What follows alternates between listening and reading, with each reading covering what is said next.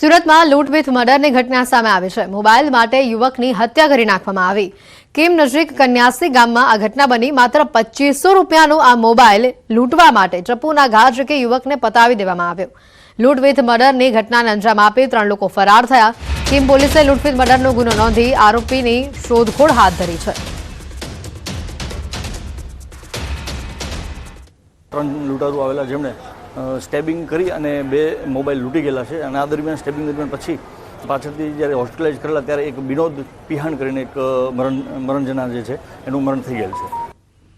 સુરતના રાંદેરમાં અપહરણ વિથ લૂંટના કેસમાં 4 આરોપીઓના નામ સામે આવ્યા છે, જેમાંથી 3 આરોપીઓની ધરપકડ કરવામાં આવી છે।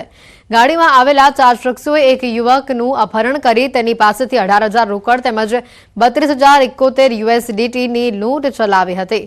પોલીસે આરોપીઓની શોધખોળ કરતા 4માંથી 3 આરોપીઓને ઝડપી લેવામાં આવ્યા છે। આરોપીઓ પાસેથી ગુનામાં ઉપયોગમાં લેવાયેલી 4 કાર, મોબાઈલ સહિત 4 લાખથી વધુની મત્તાનો મુદ્દામાલ જપ્ત કરવામાં આવ્યો છે અને આગળની તપાસ હાથ ધરાઈ છે।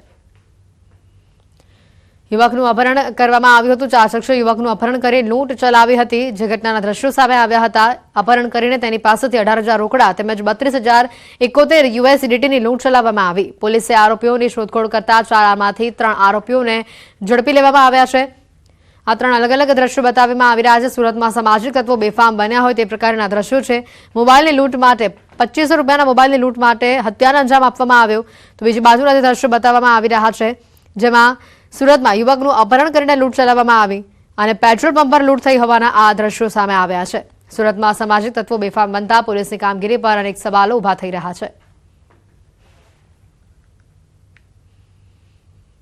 મોબાઈલ પર બેજવાબદારીપૂર્વક વાત કરનારાઓ સાવધાન થઈ જજો।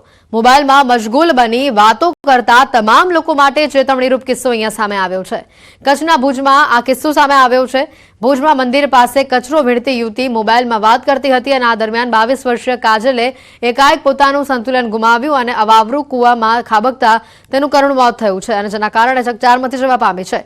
જો કે નવાઈની વાત એ છે કે પરિવારની નજર સામે જ યુવતીનું મોત થતા આ બનાવને પંથકમાં ખળભળાટ મચી જવા પામ્યો છે। યુવતીના મોતથી પરિવાર શોકમગ્ન છે। સુરતના ઉધના વિસ્તારમાં તાજેતરમાં થયેલી હત્યાનો ભેદ ઉકેલાયો છે। દત્તક લીધેલા પુત્રએ જ પિતાની હત્યા કર્યાનો પોલીસ તપાસમાં ખુલાસો થયો છે। પોલીસે આરોપી પુત્રની ધરપકડ કરી વધુ તપાસ હાથ ધરી છે। પાલક પુત્રએ કલકત્તાથી સુરત આવી પિતાના ઘરમાં ચોરી કરવા પિતાને મોતને ઘાટ ઉતાર્યો। ચોરી કરવા સમય સૂતેલા પિતા જાગી જતા પરમેશ્વર દાસનું ગળું દબાવી આરોપી સાગરદાસે હત્યા નિપજાવી અને ત્યારબાદ આરોપી ઘરમાંથી ₹90,000 અને સોનાનું લોકેટ તથા પિતાનો ફોન લઈ કલકત્તા ફરાર થઈ ગયો। આરોપી અગાઉ પણ ઘરમાંથી ચોરી કર્યાનો પોલીસ તપાસમાં સામે આવ્યું છે। જ્યારે મરણ જનાર સૂતા હતા ત્યારે એને એના જે બોક્સ છે ત્યાં ઘરમાં એક પેટી હતી, પેટીમાંથી પૈસા કાઢવાની કોશિશ કરતા મરણ જનાર હતા એ જાગી ગયા હતા પરમેશ્વરદાસ।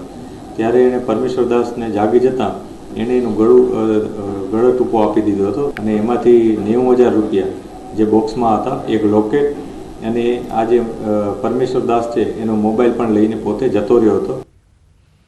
રાજકોટના ધોરાજીના તોરડિયામાં યુવતીની હત્યા બાદ હત્યારાએ ઝેરી દવા પી આપઘાત કર્યો છે। યુવક અને યુવતી બંને મામા ફોઈના ભાઈ બહેન હોવાનો પોલીસ તપાસમાં ખુલાસો થતા સમગ્ર પંથકમાં ખળભળાટ મચ્યો। મહત્વનું છે કે મૃતક હત્યારા જિગ્નેશ મકવાણાએ પોતાની બહેન હરમિત ડાભીને ગળાના ભાગે છરીના ઘા મારી મોતને ઘાટ ઉતારી ફરાર થયો હતો। જોકે યુવકે આપઘાત કરતા હત્યાનું કારણ પોલીસ માટે એક કોયડા સમાન બન્યું છે। મૃતકને ધોરાજી સરકારી હોસ્પિટલ ખસેડી સમગ્ર મામલે તપાસ હાથ ધરવામાં આવી છે। સુરત જિલ્લાના મહુવા તાલુકા વિકાસ અધિકારીને મહુવા તાલુકા પંચાયતના સભ્ય પરિમલ પટેલે તમાચા ઝીક્યાનો આક્ષેપ છે। પરિમલ પટેલે તાલુકા પંચાયત કચેરીના કેમ્પસમાં મહુવા તાલુકા વિકાસ અધિકારી PC મહાલાને સ્ટાફની સામે અપશબ્દ બોલી 4 થી 5 થપ્પડ માર્યા। આ અંગે ટીડીઓએ મહુવા પોલીસમાં પરિમલ પટેલ વિરુદ્ધ ફરિયાદ નોંધાવી છે। પોલીસે ગુનો નોંધી પરિમલ પટેલની ધરપકડ કરી કાયદેસરની કાર્યવાહી હાથ ધરી। વધુમાં તાલુકા વિકાસ અધિકારીએ મહાલાએ આક્ષેપ કરતા કહ્યું છે કે તેઓ ગાડી લઈને જઈ રહ્યા હતા અને આ સમયે અચાનક જ પરિમલ પટેલ રોડ વચ્ચે ગાડી લાવી અપશબ્દો બોલી દુર્વ્યવહાર કરી ફરજમાં અવરોધ ઉભો કર્યો હતો। અમે મહાકર સાહેબ જોડે પગથિયા પાસે જ ઉભા હતા, પણ મારા ટીએલી ને જોડે ઝઘડો કરતા વાતાવરણ ગરમ હતું અને પછી મારા તરફથી નજર કરતા અચાનક આવીને 4 થી 5 થપ્પડ મારી મારા ઉપર. નવસારી જિલ્લાના ચીખલી તાલુકામાં દીપડાનો આતંક યથાવત છે. ચીખલી તાલુકાના રાનવેરી કલા ગામે દીપડાએ વાછરડા પર હુમલો કર્યો. ગામે આવેલા જુનાવાડ ફળિયામાં આ ઘટના બની. દીપડાએ ગત મોડી રાત્રે 2 વાછરડા ઉપર હુમલો કર્યો હતો. અમૃત ધનજી પટેલ અને સંદીપ અમૃત પટેલના તબેલામાં બાંધેલા પશુઓ પર હુમલો કરવામાં આવ્યો. ઘટનાની જાણ વન વિભાગના અધિકારીઓને કરવામાં આવી છે. વન વિભાગના અધિકારીઓએ ઘટનાને ગંભીરતાથી લઈ પાંજરો ગોઠવવાની તજવીજ હાથ ધરી છે. છેલ્લા 1 સપ્તાહમાં ચીખલી તાલુકામાં 4 પગનો આતંક વધ્યો હોય તેવા સમાચાર છે.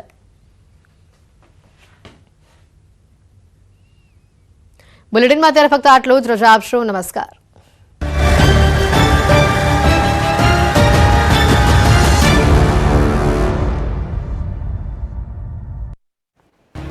અમરેલીના સાવરકુંડલા શહેરમાં ભાજપના નેતા સહિત 3 લોકો પર હુમલાને લઈ પોલીસ એક્શનમાં આવી. આ મામલે પોલીસે 3 આરોપીની ધરપકડ કરી. સાવરકુંડલા પોલીસે રહીમ ગોરી, ઇબ્રાહીમ સાબિદીનની ધરપકડ કરી. બીજા દિવસે પણ સાવરકુંડલા શહેરમાં હુમલાની ઘટનાના ઘેરા પ્રત્યાઘાત જોવા મળ્યા. પોલીસે ઘટનાની ગંભીરતા સમજી લોહાણા સમાજની વાડી પાસે ઘટના બની તે સ્થળે આરોપીઓને લઈ જઈ રીકન્સ્ટ્રક્શન પંચનામું કર્યું. સેન્સિટિવ વિસ્તાર હોવાના કારણે ફોર્સ બોલાવી પોલીસ બંદોબસ્ત વચ્ચે રીકન્સ્ટ્રક્શન કરાયું. આરોપીઓએ કેવી રીતે હુમલો કર્યો સહિતની માહિતી મેળવી નિવેદન લેવામાં આવ્યા. સાવરકુંડલા ટાઉન અને રૂરલ પોલીસ સ્ટેશન વિસ્તારના પોલીસ અધિકારીઓ કર્મચારીઓ દ્વારા કાયદો વ્યવસ્થાની સ્થિતિ જળવાઈ રહે તે માટે બંદોબસ્ત ગોઠવાયો. મહત્વનું છે કે ધારાસભ્ય મહેશ કસવાલાએ પણ પોલીસની કામગીરી સામે સવાલ ઉભા કર્યા હતા. જે બાદ પોલીસે ગણતરીના કલાકોમાં આરોપીને દબોચી લીધા અને કાયદાનું ભાન કરાવ્યું. રાજ્યમાં કૌભાંડીઓનો રાફડો ફાટ્યો છે ત્યારે હવે ખેડૂતોને લૂંટવાના કારસ્તાનનો પણ પર્દાફાશ થયો. મહીસાગરમાં સોયાબીનની ટેકાના ભાવે ખરીદીમાં કૌભાંડ સામે આવ્યો. ખાનપુર લીંબડિયા એપીએમસીમાં ખેડૂતો પાસેથી સોયાબીનની ખરીદી કરવાની જગ્યાએ બહાર મિલમાંથી લાવી ટેકાના ભાવે વેચી દેવાનું કૌભાંડ સામે આવ્યું. મિલમાંથી સોયાબીન લાવીને ટેકાના ભાવે વેચવાનું કૌભાંડ અહીં ચાલતું હતું. એપીએમસીના ચેરમેન પર કૌભાંડનો આરોપ લાગ્યો છે. બીજા બાજુ 800 રૂપિયાના બજાર ભાવે સોયાબીન લઈને 978 ટેકાના ભાવે વેચતા હતા. તપાસ કરતા લીંબડિયા એપીએમસીમાંથી સોયાબીનના 700 કટ્ટા મળી આવ્યા છે. તપાસમાં સામે આવ્યું છે કે અરવલ્લીથી લાવવામાં આવ્યું હતું સોયાબીન. મામલતદારે એપીએમસી પહોંચી શરૂ કરી તપાસ. રાજકોટમાં ચડ્ડી બનિયાનધારી ગેંગનો આતંક દિવસે ને દિવસે વધી રહ્યો છે. અત્યાર સુધી રહેણાંક મકાનમાં ત્રાટકતી આ ગેંગે હવે કારખાનાઓને પણ નિશાન બનાવવાનું શરૂ કર્યું. રાજકોટ શહેરના વાવડી વિસ્તારમાં આવેલા 2 જેટલા કારખાનામાં તાળા તૂટ્યા હતા તો વાવડી વિસ્તારમાં આવેલી ઇલેક્ટ્રિક દુકાનમાં ચોરી થઈ હતી. 50,000 જેટલા રોકડ નાણાં ઉઠાવી ગેંગ ફરાર થઈ ગઈ હતી. આ અંગેની વેપારીઓને જાણ થતાં સ્તબ્ધ થઈ ગયા હતા. તુરંત સમગ્ર મામલે રાજકોટ શહેર તાલુકા પોલીસ સ્ટેશન ખાતે ફરિયાદ નોંધાવી હતી. દ્રશ્યોમાં જોઈ શકાય છે કે કારખાના